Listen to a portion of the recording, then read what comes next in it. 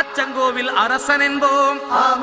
ஆரியங்காவு ஐயன் என்போம், குலத்து புளை பாலன் என்போம், எரிமேலி ஸ்ரீதர்ம சாஸ்தாவென்போம், சொரிமுத்து ஐயனார் அப்பன் என்போம், ஜோதிச ரூபன் என்போம், மகர்ஷி மர்தன் என்போம், மணிகண்ட சுவாமி என்போம், சுகுண விலாசன் என்போம், சுந்தர ரூபன் என்போம், ஜாதி மத பேதமில்லா கடவுளாம், சத்திய வடிவான தெய்வமாம், ஆபத்தில் காப்பவனாம், அன்னதான பிரபுவாம், உலகத்தின் முப்பற்ற தெய்வமாம், சோதனைகள் செய்வானாம் ஆனா கைவிட மாட்டானாம். அப்படிப்பட்ட சாமி ரொம்ப சிறுசையா, ஆனா சக்தி ரொம்ப